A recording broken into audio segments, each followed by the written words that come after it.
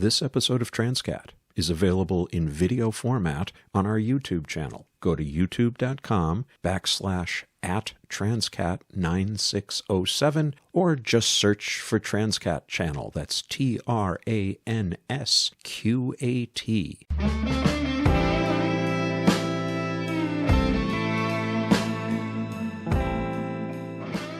This is Transqat, a safe space to stand. Transgender issues, queer people, respectful conversations. I'm host Claire McCarthy. Welcome to Transqat.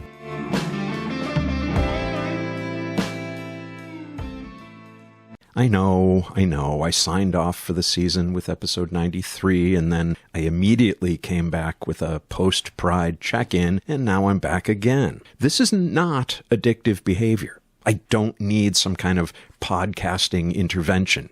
Really, I can quit anytime I want. If anything, you listeners are enabling me. Anyway, I met Patric Madden at Hampshire Pride back in May. He was tabling for his production of Harvey Fierstein's torch song, The Revival. He was so lovely, and our conversation was so delightful that I offered to put together a show to help build awareness of his production. We talk about what's enduring about Fierstein's writing and the challenges and joys of bringing this version to the stage. Patric and I are joined by Benji Macroni, the production's stage manager. All right, so I do occasionally a queer history trivia night, and buried in there somewhere is a Torch Song Trilogy question. So I'm going to ask it, and okay. If you can't get the right answer, this interview ends now. And probably then we should cancel the production. Widows and Children First, the third in the Torch Song Trilogy, starred Golden Girl B. Arthur. True or false? Oh boy, the stakes are high. The stakes are high. I watched a recording of the original trilogy in the archives in Lincoln Center. Benji, you have any thoughts? I have zero thoughts. Okay. I mean, I feel like it's something she would do, but okay, let's say true. True. Sorry, it's false. Okay. Estelle Getty, other Golden Girl. Estelle Getty was mom in the original production. Well, there goes our production, Claire. Yeah. Well, it's been lovely talking to you. Yeah. This was brief but sweet, and now I've got a lot more spare time. Let's actually front load this with the logistics. Yes, so the show goes up July 25th to August 3rd at the Center for the Arts in Northampton. It's a 2-weekend run. The first weekend is Friday at 8, Saturday at 8, Sunday at 2. Okay. The second weekend is Thursday at 8, Friday at 8, Saturday at 2 and 8, and Sunday at 2. You can get tickets at torchsongrevival.com/tickets. And tickets are sliding scale, so we really want to make this production accessible. There's a sliding scale system where if you have a little more to pay, you can pay a little more. If finances are tight, you pay a little less.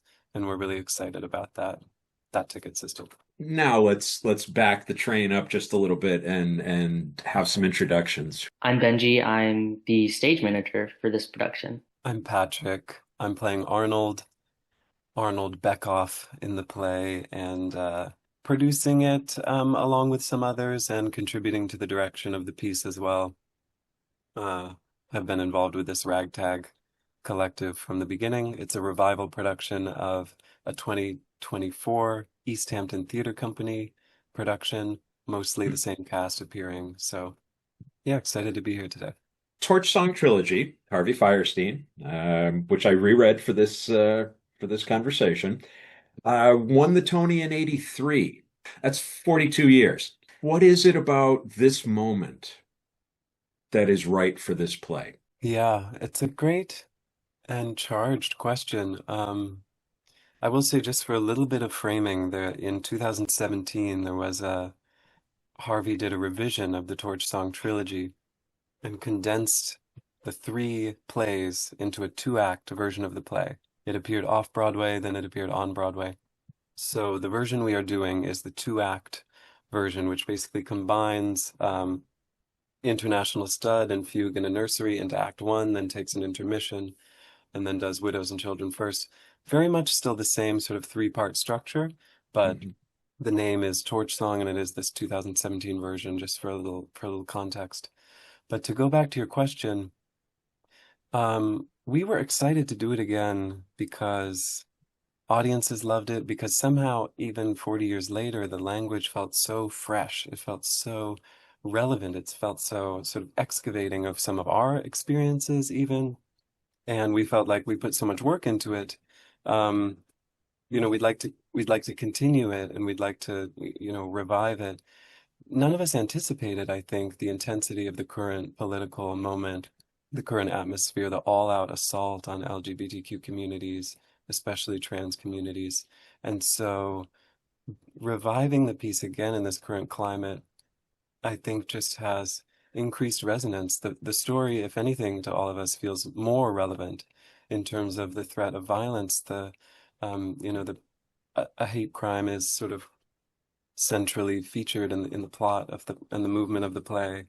Um, and yeah, just sort of generational tensions, I think, that are depicted in the play feel particularly resonant, and it feels important and joyful to be telling this story with a group of queer and trans people in this moment where those kinds of stories are under attack. Benji, when I was rereading it, Fierstein spends a fair amount of specific effort talking about what he wants for the stage, and I'm thinking now particularly of the bed in Fugue in a Nursery. What are you finding as far as challenges? What is standing out to you as the moment everybody's going to be waiting for what you're doing with this? Well, for the production a few years ago, I was not a part of it. So I don't know entirely what Patric and the rest of the team were doing, but for this production, I'm really excited.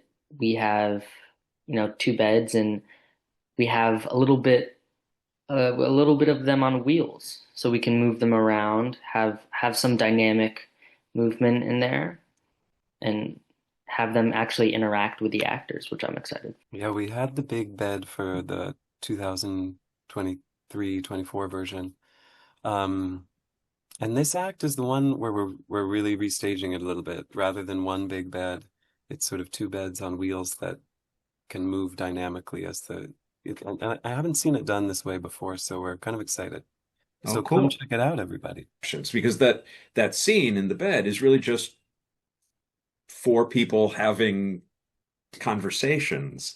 So It's an how do you? extraordinary act. It's an extraordinary piece of writing. Yeah. One weekend in a country home upstate, that the scenes jump from, back in time, forward in time, out to the barn, this bedroom, that bedroom. It's this extraordinarily dynamic and tight piece of writing with jumps in time and space. And so it was really a delight and a challenge to figure out how to stage this and to tell the story of where are we when, as we Yeah, jump around from different scenes in this farmhouse and then back to New York City. And it's so formally inventive and experimental. I think it was written decades ago, but it really, I think it's the mark of a truly fresh writer. It's really just vivid, sharp dialogue that resonates years later, and a sense of play, like, just playing with the conventions of writing and theater, yeah, um, where, okay, we're all in one bed and we're jumping around all different times, and even sometimes two lines here, two lines there, two lines here, two lines there,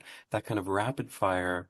Um, it's just, yeah, playful style of writing that has been so fun to work on. even at the most intense moment in International Stud is a joke about the beer can. And it's just this amazing counterpoint of something really profound is happening here, possibly dangerous. And and the joke is, well, where do I put my beer can? So, and particularly in that scene in the back of the International Stud, what thought goes into how you're staging that? Yeah, it's a pivotal moment because Arnold, a rarity maybe for someone in that environment, has never been to the back room of one of these bars. And there's a moment where he's experiencing intense loneliness after sort of a sudden, unexpected breakup, where a friend is encouraging him to go into the back room. meet somebody, and Arnold is highly resistant, has never done that before, and then sort of steps over the line from the front room of the bar to the back room. And mainly we're going to use sound and light to sort of, in a sort of journey, and I don't want to give too much away, in a Yeah. kind of square, to make that shift from we're in the front room, people are chatting, it's light, and then, into the back room where there's a different kind of music playing, it's much darker. And for Arnold, this really is the first time, can hardly see anything, and then things start happening. So it's a combination of, really telling the story with the acting, but also then aided with sound and light. And especially in this production, really wanting to get a sense of, well, how big is this room? Where, oh, what's happening over there? And what's that on the floor? And, it's just a whole new frontier for Arnold. It's very funny, that scene. And it is also very intense and very heartbreaking in a way, where Arnold falls in love a little bit with with the first person to have contact with in that room, and assumes they'll go home together. And then when that person vanishes, it's a real heartbreak. Yeah. I think it's one of the most poignant moments in that acting. One of the things that is uh, compelling for me in revisiting this is how do you deal with anonymous sex in a post-AIDS world, right? In when the play comes out, it's at the very, very beginning of the epidemic, and so what he's portraying are events that happened before. In terms of this is a conversation you're having with the audience, and this first part of the first act involves something that maybe not everybody's comfortable with. Yeah, it's a great question. A lot of things come to mind. It's a play really situated in that brief window post the action of the play, post Stonewall, pre-AIDS epidemic, sort of 1975 is when the action opens, and then by the time we get to Act Two, it's just before. Yeah, rare to have a play really depicting gay life and queer life during this period, that isn't about the AIDS crisis. But of course, the AIDS crisis looms over this play and all of the work we're doing, just like this cloud was about to descend. It's an important play and an important time to have intergenerational conversations, both, conversations from people who know this play well. The younger people, this day and age, who we pass flyers out to, it's like, oh, Torch Song, what's that? But Yeah. when we go to the Holyoke queer supper at the Holyoke Senior Center, it's like, Torch, I know Torch Song. You don't Oh, have to tell me about Torch. I know. I saw Harvey on stage, and Yes. So it's an important moment of lessons, I think, being passed from generation to generation. Um, Something that's just interesting about the current moment is with PrEP and with all of the medical things available, the current generation's experience of back rooms and casual sex is almost in a way more similar to this 1975 moment before there was such a so there's this weird, like, yeah, you go into a back room, as long as you're protected you can kind of do whatever with anybody, is how a lot of things are today, in a way they weren't for a long time. And so it's a tricky balance of yeah, wanting to invite young people into this world, making it accessible, but also, yeah, not forgetting that just a few years after the action of this play, the kind of behavior that Arnold is doing in the play could have been dangerous or deadly. I actually had not thought about it that way in terms of intergenerational, but Grinder is really the new back rooms, right? Exactly. I was recently at a queer supper at the Holyoke Senior Center, and someone was doing a presentation, an oral history about the the gay bars and lesbian bars in Holyoke in the 60s, 70s, 80s. And I Wow. guess there were a lot of them. And something she was saying was, they were a little bit underground, but there were so many in these decades, and now there's hardly any. And of course, we're in a more accepting time, but just the interaction, the social sphere of sort of queer and gay life has moved from these Yeah. back rooms and these bars which were sacred, which were the only places you could gather, and now has dispersed and really is online, is on Grindr, and it But may have been Springfield and Holyoke. Mhm. But I'll send you the link. It's a really interesting oral history. It's just interviews, a Oh, lot of fantastic. recordings with yeah, with people who frequented these places. And yeah, I'll send you the archive. It's a really Oh, cool please. project. Because again, the information revolution, how does one in those days, how do you find out where these safe spaces are? It has to be word of mouth. You have to know someone who knows someone, um, because there certainly aren't bright billboards outside these places advertising. You really have to know, and you can't go online. When Patrick first reached out to me about doing this show, I'd only heard of Torch Song Trilogy. I'd never seen anything about it, and I didn't know anything about it other that it was a queer piece. And so before we met up the first time and did a read through, I watched the movie, and I didn't even know backrooms were a thing. I was I was surprised. So even within the show, I'm learning new things about other generations in queer history that I feel like aren't even that far from me. The heart of Arnold is his insecurity, is at least in the beginning, a degree of self-loathing. And Patrick, I do want to ask you about that enormous opening monologue. Uh, but Benji, when you see this playing out, what stands out to you in terms of, okay, this is still applicable? Honestly, almost everything.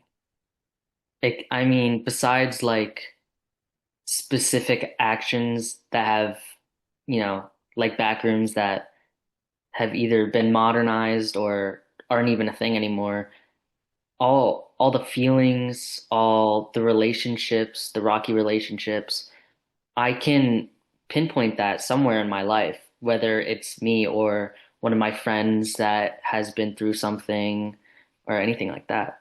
Arnold's relationship with his body, particularly in International Stud, is something that always sticks out to me because I don't have a gay male perspective on the events of the play, but my relationship with my body is somewhat problematic at times.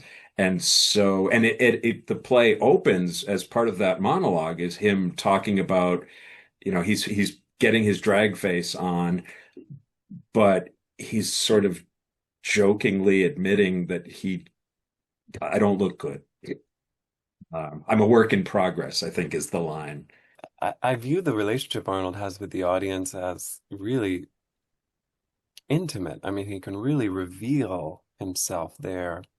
It's funny because he's a performer, he's an entertainer, and is about to walk on stage and do his act. But before walking on stage, there's this beautiful portion of being on stage and sharing with the audience. It's kind of brilliant to just have, just before a performer walks on stage, we get all this time with an audience. Um, and it ranges completely, but yeah, you get a deep window and view and journey through Arnold's psychology. And it really sets up the play for a journey for Arnold because you get a sense of his worldview now. And by the end, there's a lot of movement, there's a lot of change, and you get to track that. How is Arnold growing or changing? Um, but yeah, he really walks the audience through his machinations to sort of wake up 3 minutes before a lover he might be with in bed, just to arrange himself physically so that it Yeah. guarantees there's this deep anxiety about looks, about who's beautiful and who's ugly, about where breakfast is going to be coming from. Um, and it's funny, but it also gets at, some realities of Ed says, I didn't know you could make a living doing that, being a drag queen, because Arnold is a drag queen for a living. That's, and it gets at just some of the stresses and some of the insecurities of artifice and sort of gay life and drag being the foundation for an entire life and income. The pressures involved, the neuroses, the insecurities, the questions, um, and under underlying the entire opening monologue is really this yearning for love, basically, for Yeah. to hear someone say "I love you" and mean it is what Arnold is And searching for. say it in a way that I Yeah, can believe it. in a Yeah. way I can believe. Are you a Connecticut-based LGBTQ plus or allied business, individual, or member of a corporation? Are you looking for connections in your community? Then join the CTGLC, the Connecticut Gay and Lesbian Chamber. Since 2007, the CTGLC has offered an inclusive, vibrant business community where all are welcome. They cultivate a sense of belonging, both within the LGBTQ plus community and for those who support their mission. The CTGLC is committed to promoting and supporting its members by connecting LGBTQ plus businesses, entrepreneurs, and allies with opportunities to network, engage, and collaborate. CTGLC members include all types and sizes of businesses from many industry sectors across the state. Are you ready to experience the power of belonging? Visit ctglc.org and become a member today. And reminiscing about the past loves that came close, Charlie and the others, but there's that, well, I haven't really experienced it yet, that real love. And then so then the audience understands why Arnold becomes so attached to Ed, and why it's such a shock when Ed then goes off the grid. Spoiler alert. The line in, hold up the book here, in Harvey's memoir is about that is, I can't swear I was in love with him, but I know I was in love with us. And it's all done with this incredible wit. It's very funny the way Arnold frames this habit. But what's underneath the habit is really this deep yearning or sense of insecurity. And I think part of the gift of Harvey's writing is that it gives you both. It makes it so accessible because you're laughing as Arnold describes the routine, and you're even feeling some resonance in your own life or your own.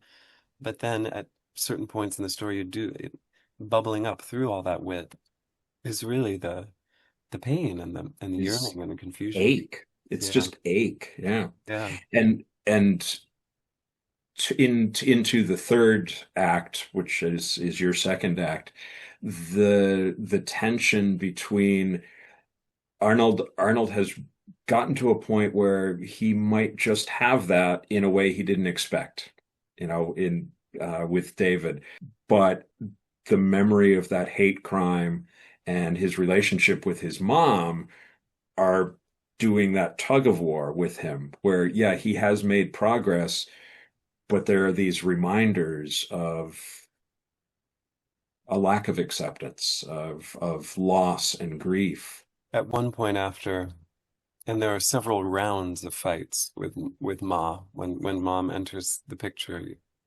But Arnold says, I didn't even mean to say any of that. I felt like it was all pouring out of me. And we talk a lot today about generational trauma, but you can see it in this play. You can see that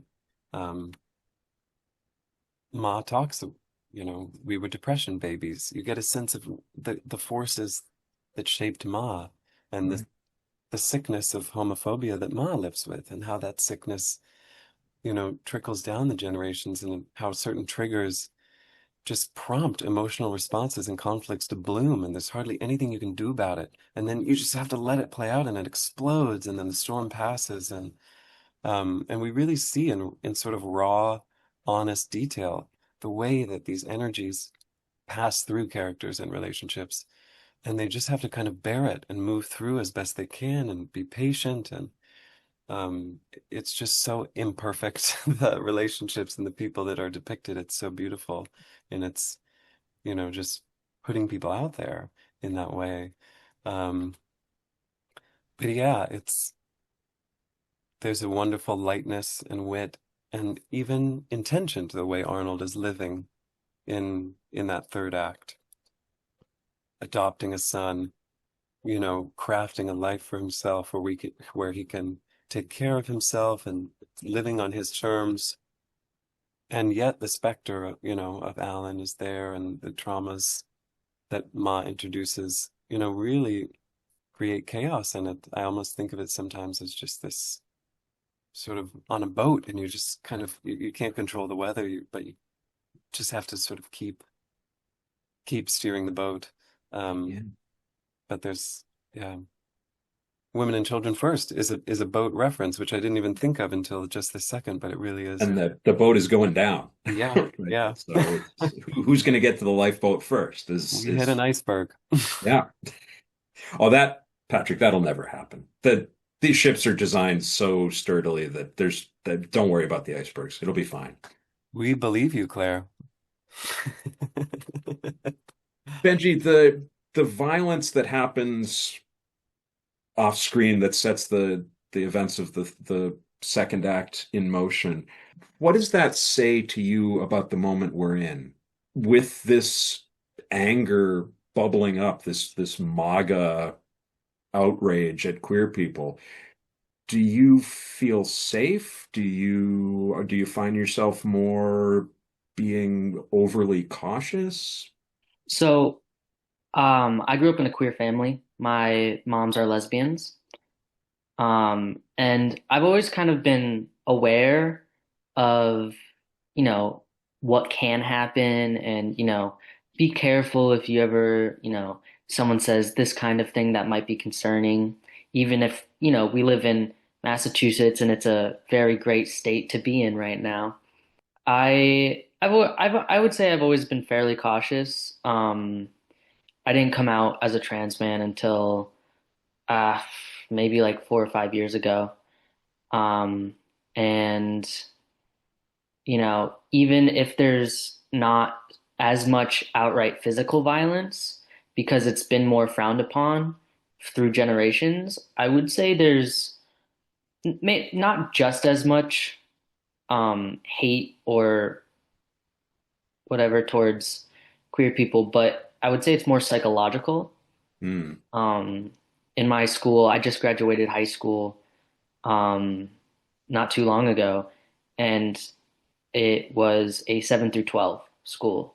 So we had a lot of ages, and a lot of it was um, there was a lot of hateful words throughout the school.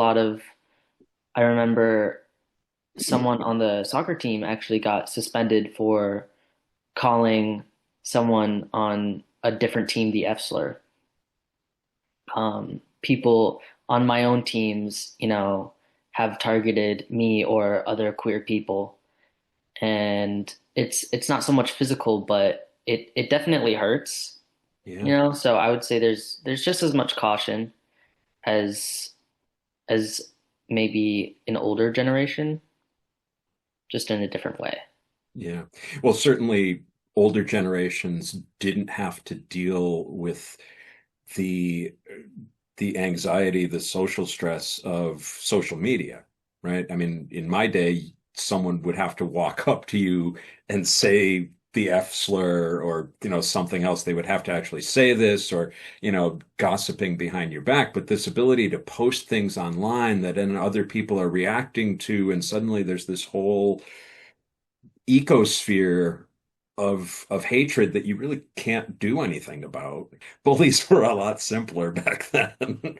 Speaking of the many joys that the current presidential administration has brought into our lives, how were you able to arrange funding for this? Because every week seems to bring a new round of cuts, the NEH, the NEA, just and the whole kerfuffle over the Kennedy Center and what can and can't be shown as American theater. How has that been with this production? Yeah, it's quite a time in terms of funding for the arts and funding for queer stories in particular. Um, I part of my day job is as a grant writer for an arts organization doing work at the intersection of racial justice and theater, basically. And so suddenly I was like, oh, well, I know how to write grants, and started just looking around. So we partnered with a fiscal sponsor, the Peace Development Fund in Amherst. They've been great, sort of. So they handle our finances, they do some advising, they've given us resources like access to a ticketing software and fundraising software. But it's a lot of work, you know, it's a lot to put on a project like this. So we've applied for a lot of grants. We're supported by the Easthampton Cultural Council supported our drag show. We had a big drag show fundraiser, which was really fun. It felt like, you know, like let's get publicity for the show, have a fun event, and raise some funds. So we raised almost $2,000 that way, just having a big drag show. Um, Northampton Arts Council is supporting us. Mass Cultural Council might give a little bit. We don't know yet. And then we've got, you know, a robust little community of individual donors who are supporting the project. Um, so I have felt the warmth of this area. There's a lot of interest and support for the arts and for queer stories in this area. So it is a feeling of, oh, we're lucky to be in an ecosystem like this in Massachusetts. So the rest of our revenue is dependent on ticket sales. If we sell pretty well, we'll be fine. If we don't, things will be tight, but we're doing okay. I wanted to read you a quote from the introduction to this. It's by someone named James Leverett, just about the importance of Harvey Fierstein. His revolutionary power lies in his popularity. And I use that word in its best sense. The ability to engage people from many different areas of society by making manifest to them the commonality of all human experience, even the supposedly exotic one of being gay. By popularity, I unfortunately do not mean Firestein's commercial success. The critics who still decide what makes it in the marketplace all too often have been either smugly deprecatory, hysterically addled, cravenly silent, or some lethal combination of the three when considering his plays. Few have judged them on their own terms or tried to put them in any context at all, political, historical, social, or moral. As a result, Fierstein has yet to receive the public forum that he deserves. Yeah, it's a sweet moment to be doing this play just months after Harvey received the Lifetime Achievement Award, Lifetime Yeah. Achievement 20 Award. You know, so it really is, there's been evolution there, I think, in terms of a slow, aided by his subsequent projects, the 2018 Broadway revival that brought Torch Song back, you know, really into consciousness amongst a new generation of people. Kinky Boots, right? His involvement with Yes, oh Kinky my, you Boots. know, it's really so there does seem to be this recognition and celebration of Harvey in the theater community, at least that is heartwarming to sort of partake in and be in that moment. Um, I agree. I have often thought, you know, I just cried when I first read the play because it was like, yes, it speaks to me personally, but it's also just such a riveting story about a human experiencing loss and needs and frustration and traumas. And Harvey does something few playwrights can do. It's really take someone who's loudly of a certain identity experience and portray him almost as an everyman. You know, it's really like a sort of canonical sort of portrait of just someone struggling as a human. So many people have come to see it or even participated in it and said, yes, it's a queer story, but it's also just such a human story. And on the one hand, that argument can diminish the fact that it's a queer story. We want to celebrate that it's a queer story. But it also, some feedback that we've gotten and something I feel about it is it's a story that has something for everybody, can speak to anyone. Yeah. Some part of the experiences of these characters are translatable or resonant with, you know, a vast array of other experiences. And that's what makes good drama, is where, you know, if it's just you resonate with it, if you have the identity of the person on stage, it's a very limited theatrical experience, but the good writers out there can transcend that, and make identity a prism, where a variety of other identities can have access points and can be moved and transformed. Um, so it's a joy to work on, and it's also just funny as hell. I myself have never been the Prince of Denmark, but You I had can me go. fooled, Claire. Oh yeah, well, I carry that off. I give Denmark, but I can recite the to be or not to be speech and understand what I'm saying. This conflict of what is the point of staying alive at this point?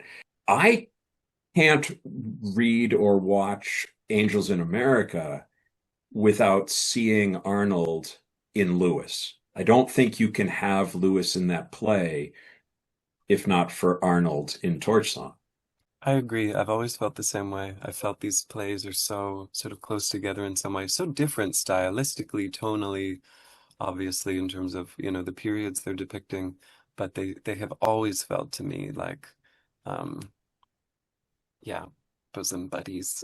as And plays or- yeah, they're somehow in the same universe. yeah, absolutely. And it's the AIDS crisis, right? It's pre and it's Yeah. post. Um, I I look at Angels as a bit more of an epic. It's sort Yes, of yes. designed to be like the Odyssey or the Aeneid. It's something, the huge and epic. And Torch Song is much more on a human scale. In that regard, I think people should go see this play. How was that? Was I that okay? agree. Did I Great. sell it? Very nice segue. Make the pivot. Make the pitch. Land the plane. Oh, yeah. Yep. Yeah. What have I forgotten to ask about? What else should we talk about before we again tell people where to get tickets, when and where the play is being shown? Oh, I do have something. Oh, An good. exciting feature of this production that is a little bit new in the genealogy of Torch Song, this version, is that we have put back in a character from the original trilogy who was cut for the two-act version, who's Lady Blues. Yeah, so in the two-act version, that figure was cut, just sort of a figure singing torch songs in and around the action, and we have restored um, that figure, and an incredible musician, singer will be at a live piano throughout the show, singing and sort of infusing some wonderful music that really speaks to the action of the play. So that's a feature that I think is a big draw and a defining aspect of this particular production. Yeah. Yeah, Benji, was that a challenge with this sort of, well, Greek chorus coming in at points and commenting through song? It it is something that I've never done before in theater, so I wasn't really sure how to approach it.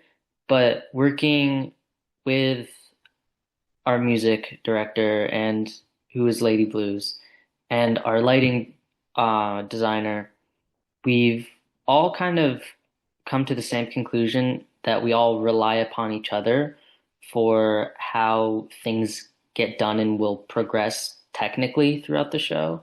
It definitely um, is a challenge to go through the script and add in where she will be and how I will need to add cues and take away things. But it's it's a fun challenge. And in the play as written, there's a lot of leeway for which songs Lady Blues is singing.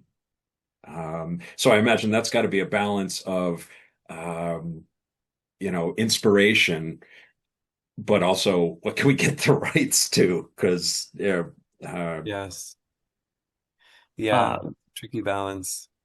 And Harvey says, yeah, the songs should evoke the particular values of each production, which I thought was such an interesting line in the introduction to it. Um, so let's just say, come and see which ones appear in this. I like that. Yeah, there is a sort of open source code to this play where you can tell, as Harvey's writing this, that he anticipates that going forward, people will want to interpret things differently, and he lays the groundwork for that. Yeah, he's so generous, I think, creatively and inspiring and encouraging new versions of his work, unlike a playwright like Beckett, whose estate is so clamping down on how it can be done and who can do it. And involved in our journey has been an amazing costume and wig designer who is connected to Harvey, who was able to sort of be in communication with him, and sort of get his blessing for putting Lady Blues back in this way. So it's been just lovely to experience the play itself, and then all the possibilities that Harvey invites and that live theater and new productions invite. Any possibility that he might show up to see this? We can only pray. Cross our fingers.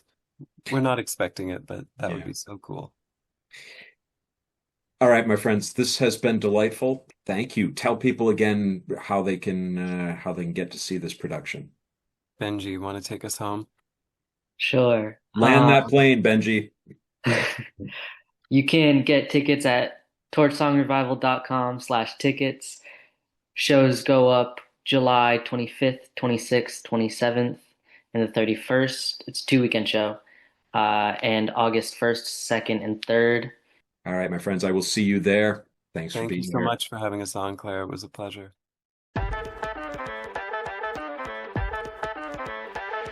This is Sadie McCarthy. I'm Claire's niece. And you've just been listening to Transqat. It is made by one of my favorite people in the world, Claire McCarthy. Transqat is a production of Transqat Enterprises, LLC. Copyright 2023, all rights reserved. Join us on the web at transqat.com. That's TRANSQAT.com. QAT.com. QAT.com. There you'll find links to Transqat, the blog, writing projects, speaking engagements, and our PayPal donations page. Please consider supporting our mission with your monkeys. Monies. Your monies. Your monies. Not monkeys.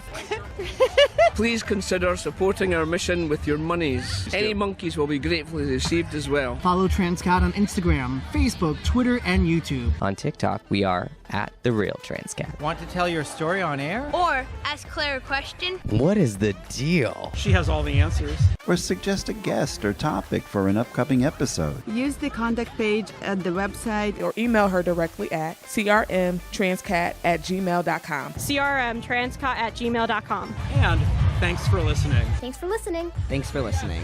Thank you for listening. Thanks for listening. Thanks for listening. Bye.